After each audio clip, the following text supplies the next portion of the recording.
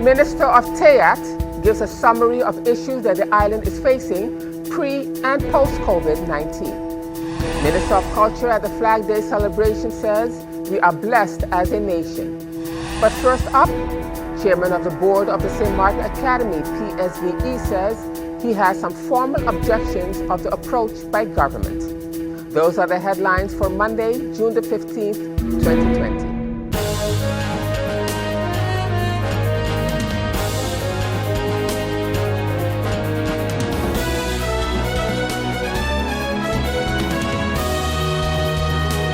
This is SXM Daily News. I'm Valerie Van Putten. Thank you so much for joining me this evening. And as usual, we have a packed newscast for you, so let's get started. In our first story for this evening, in a personal interview with StMartinNews.com, Chairman of the Board of the St. Martin Academy, PSVE, the Preparatory Secondary Vocational Education, Roland Duncan, calls on government to just cut the school subsidy by 12.5% and leave his school alone. The chairman says he personally has some formal objections of this approach by government. He explains. Firstly, I have some formal objections to this approach by government. Firstly, government is assuming that the schools, and my school is a private school, private foundation, that we are so-called semi-public. That's not so. We challenged that, and years ago, the Ombudsman tried to involve us in governmental affairs, and we refused, we rejected, and nothing happened after that. I can understand GEB, TLM, airport, semi-public or public because they are fully owned by government. Government is a shareholder, government appoints the management, fires the management as well as the supervision. In our case, government doesn't do that. Government can't do that. We are a private foundation. Our foundation appoints itself for its own members, and we run a school. What the government is doing, the government has found that since we are offering the CXC courses to the public as lessons, that has to be a good thing, so they're subsidizing the offering of that course. That doesn't make us part of government because the subsidy conditions are there, under which, so it isn't that the government can come in tomorrow and tell my director do this, do that. Yes, if there's a law saying so, the law says you can't park here, you can't park here. They don't make you part of the government. You understand? So we object to that designation to start with. Secondly, what the government is doing, in effect, is saying, listen, Holland has said this, and you must carry this out. I have a problem, and I object to doing the government's work where Holland is concerned. Holland has no jurisdiction on the citizens and entities on St. Martin, private citizens. Okay? The jurisdiction that Holland has isn't being followed either, but that's politics. If Holland says these are the conditions under which I'll give you money and the government succumbs to that, too bad. I am not moved by the government saying, yeah, but you got solidarity because they got some who can't afford, and this is money that we're borrowing to help those that can't pay, and all you don't want to cooperate, or you greedy and you're in solidarity. I don't buy that, because my employees also have their trials and tribulations. Exactly. Okay? I don't know who needs what, or who needs more, or who can afford, who cannot afford. Everybody has their own lifestyle. But understand something. I have a labor agreement with several employees. The law sets certain authorities on this part of this matter. My school is the entity that does it. I cannot, the government cannot go and say unilaterally, I change the law. Oh, no, sorry. I command that you do this. You have to change the law. The law change is, you got to go to Parliament, come with an amendment to the current laws, let Parliament pass it, debate it, and all of that. That hasn't happened. So, why would I, the 1st of July, go and stop paying somebody who I have contracted to pay them? How do you get out of that contract? Well, I'm not getting out of it. I'm going to honor my contracts the way I'm supposed to honor them, period. And in other news, Member of Parliament Grisha Heiliger Martin repeats demand for decolonization following the IPCO meeting. Whether the recently held IPCO meeting with the Kingdom partners will yield fruit is too early to say, but departing members from the Netherlands are now sure that Member of Parliament and faction leader for the United People's Party, Grisha Heiliger Martin's mission to right the wrongs of the Kingdom Charter is only just the beginning. The MP says this was her first IPCO meeting and she hopes it will be her last. She explains why. This, as I stated, is my first IPCO. I want it to be my last. Our last. Why do I say that? It's not because I don't value our deliberations about what's best for our respective constituents. I say that because from what I have heard and I've read in the past IPCOs, they have not produced any tangible results. So I truly hope that our next gathering will be in a setting of absolute equality as mandated by the UN. The main fact still remains that Holland has not lived up to its international obligation and has not decolonized the Caribbean in conformity with the UN Charter. Whether we like to face it or not, that debate has been settled since Resolution 945 clearly indicates that Article 73, A, B, C, and D of the UN Charter are still applicable to Holland. So since there is and can be no dispute about that fact, let us correct what is wrong and let's start correcting it now. Yesterday, I learned that there was some heated exchange in some of the subgroups. So today, I would like to seek some consensus, like any chairperson should. Obviously, there is a discord and a disconnect between the four Kingdom partners. Both Holland and the Caribbean islands have valid reasons to be dissatisfied with the current constellation. Holland, because it feels it is held responsible for problems it did not create, and the Caribbean island because it feels disrespected and interfered with. But Holland cannot continue with eten met twee walletjes. You can't have your cake and eat it too. That is not partnership between equal partners, and it's certainly not a sign of respect. And respect has to count for something, don't you think? This is not acceptable, and certainly not in this day and age. In many countries, reminders of slavery and other crimes against humanity are being torn down by embarrassed descendants of the perpetrators. Worldwide awareness about racism is heightened right now. An expression of outrage about the ongoing is growing day by day. So just as global racism has,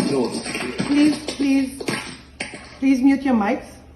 I'm just here coming to the final part. Just as global racism has been denied, yet real for decades, the colonialism of Holland towards the Caribbean islands has been denied, yet also real for decades as well. Recently, the Prime Minister of Holland finally admitted that racism in Holland is systematic. It's high time for his government to also admit that its policies towards the Dutch Caribbean are colonial in nature and put it to an end. So if we are to meet the objective of this session today, namely to restart the socio and social economic life within the kingdom, we need to fix the overreaching problem first, which is to finalize the decolonization process.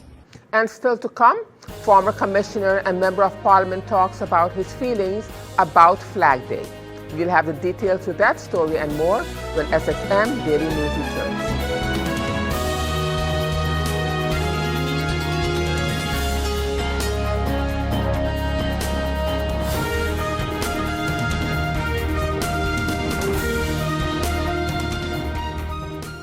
GEBE has been faithfully serving the communities of St. Martin, powering your home and our economy. Come rain or shine, our qualified team of professionals are working hard 24 hours a day to provide you and your family with safe, reliable electricity and water. We use the latest technologies and test our products daily to maintain the highest international standards. Our friendly staff is always there to assist you, whether in person, over the phone, or online. We are committed to constantly improving our products and services, making them more efficient, effective, and environmentally friendly to serve you better today and our next generation of clients tomorrow. GEBE, powering a brighter future. Our friend Megawati is here with tips to save you energy. 1. Turn your airco temperature up. 2. Use a ceiling fan instead. 3. Buy energy-saving products. Save some green with NVGEBE. And as we continue now with SXM Daily News, on Saturday last, June the 13th, which was observed on St. Martin as Flag Day, Minister of Culture Dr. Anders Rodolph Samuel at the 35th Flag Day anniversary observance, which was a solemn celebration. It was emceed by Jermira Olivaci. To start off the solemn celebration, a prayer was rendered and the singing of the St. Martin song, a dance performance to the song Rally Around the Flag, and then the flag was hoisted. Minister of Culture, Youth, and Sports, Dr. Anders Rodolph Samuel, said that as a nation, we are blessed. I am thankful to our Father that as a nation, we are blessed to be celebrating 35th or 35th anniversary of the hoisting of our flag of St. Martin. Mahatma Gandhi said, and I quote, "A national spirit is necessary for national existence. A flag is a material aid to develop such a spirit." Flags have come to embody not only the ideology of nations or countries, but stir emotions in people. And it represents in ways that are equivalent to many things. People, when they see the flag, their emotions come alive. On June 13, 1985, the inaugural hoisting of the flag, designed by a 17-year-old Rosie Richardson, was done here in St. Martin. When we see our national flag, it invokes strong emotion within our souls. Our flag dictates that there is no nation like St. Martin on earth. As you can see, this is actually the first time that Rosie, not the first time that she will receive something. She will receive this special plaque to honor the 35th anniversary of St. Martin's national flag. And this version will hang in our halls so that the world can see whenever passing through. This is the first time it will be in our government building. Rosie, who was my former classmate at the time.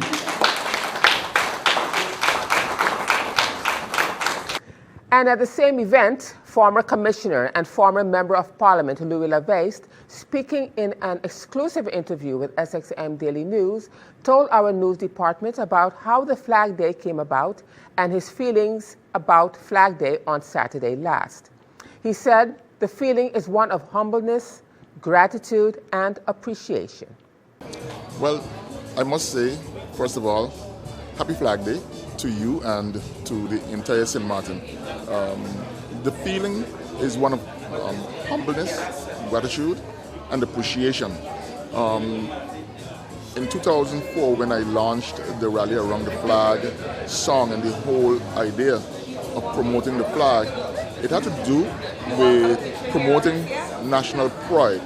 Because as I did then, I believe now that the flag is one of the most important symbols that we have if we want to talk about national pride and if we want to talk eventual independence. And I'm not promoting independence, but I'm saying that all of us need to think about that. And today, I specifically listened keenly to the speech given by Dr. Clark Watty back then when the flag was inaugurated.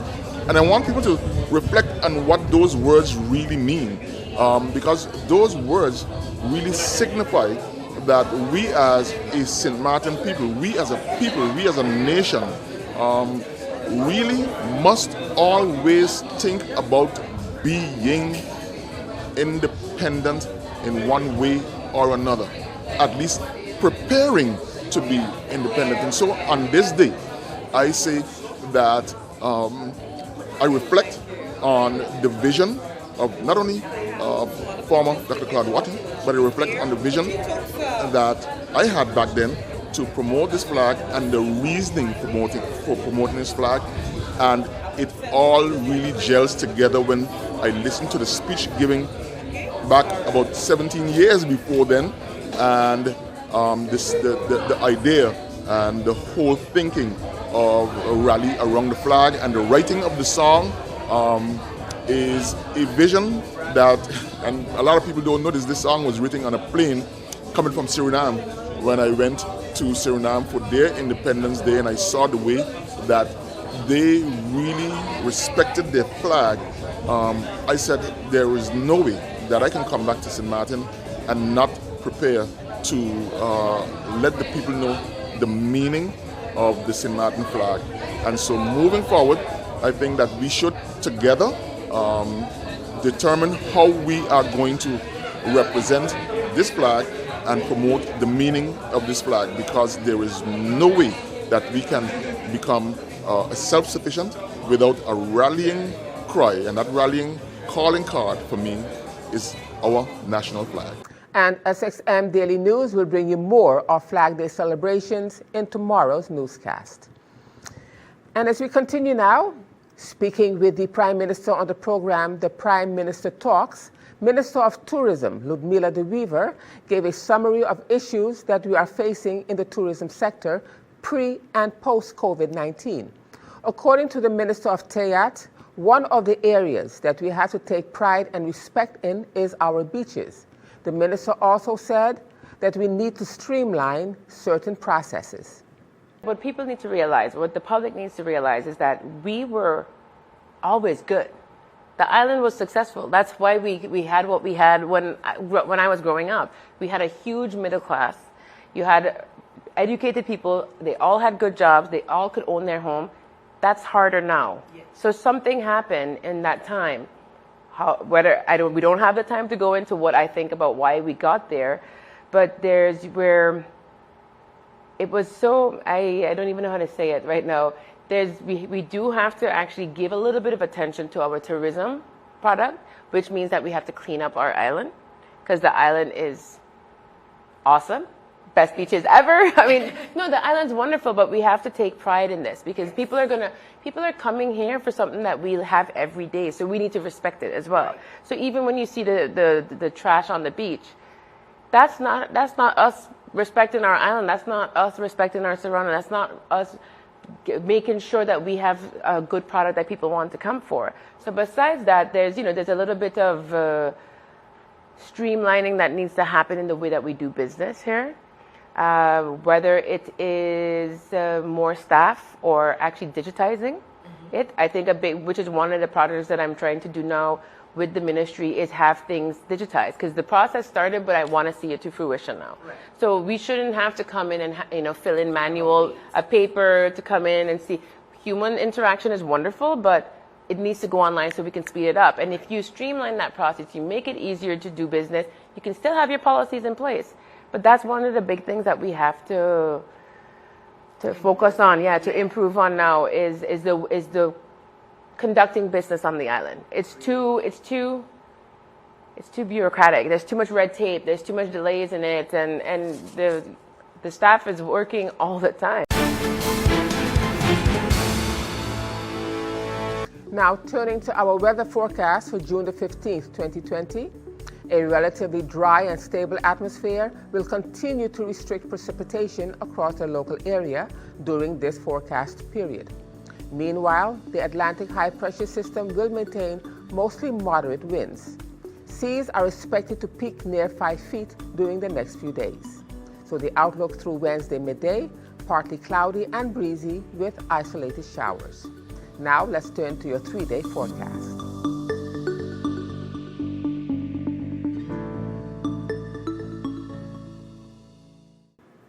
And still to come, founder of the Wildflower Institute explains how domestic violence rises. We'll have the details to that story and much more when SXM Daily News returns.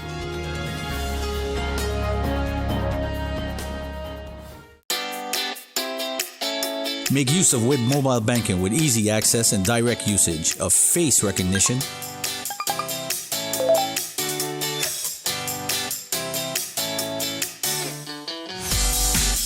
PIN code,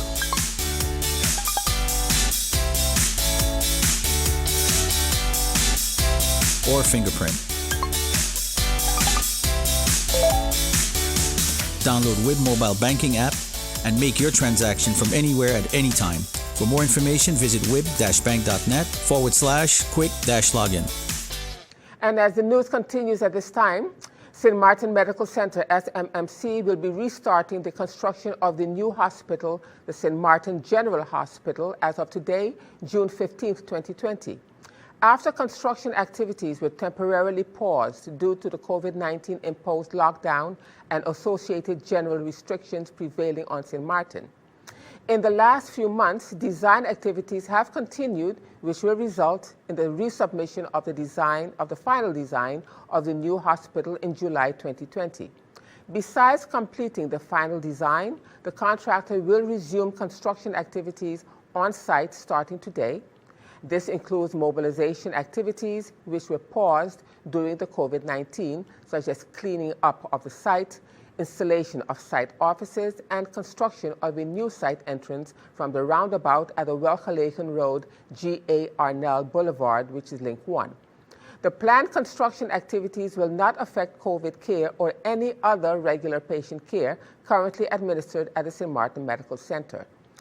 The SMMC would like to apologize for any possible inconvenience that is caused while construction of the new hospital recommences, as the medical center continues its mission of raising the level of healthcare on St. Martin and provide community of St. Martin and surrounding islands with quality care close to home, their release reads in part.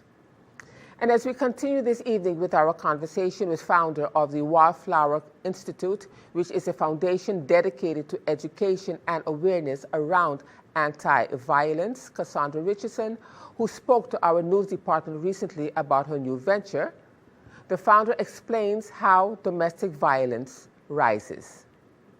But in that way, we could really see during those intense times how domestic violence rises, and it's also because of our behavior. Like some of the research was saying that we revert back to those gender roles, right? In times of crisis, in times of when there's a lot of tension, that men step up as trying to be protectors, motivators, that sort of thing, but do it in such an aggressive way. And women tend to be caretakers of the home. And so you're still going to have that very, very tense time where one individual is pushing you to be in a certain role, right? And you're not able to execute or, do what you like. So that is one of the reasons that we also see it rise during those times, because it's a very tense time. And psychologically speaking, people tend to revert back to that because they're not sure what they're doing, what's going to happen, if they're losing jobs, that sort of thing. So we have to pay attention to that as professionals, as community, as government, as organizations that mandate themselves into taking care of these people or that segment of the population. So it was definitely a very interesting time for me as well as a professional to see what happened in different ways, not just in the violence, but I'm also working, like I said, with another organization, and to see how awesome nonprofit organizations are in stepping up and still, doing what they need to do, even if they have no resources.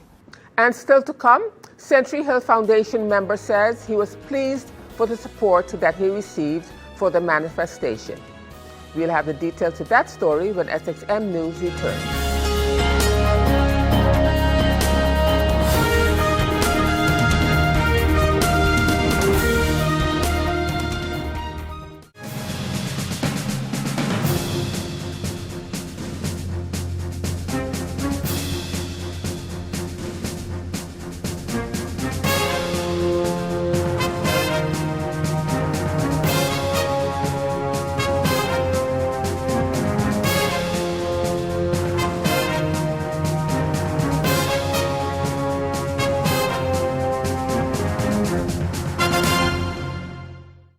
And as we end this edition of SXM Daily News for this evening, in continuation of the manifestation that was held at the Peace Monument in Phillipsburg on Friday last, in solidarity with the global outpouring of support for George Floyd, who died in the hands of a police officer in Minnesota almost 3 weeks ago, the Century Hill Foundation, led by Henry Brookson, organized a peaceful manifestation.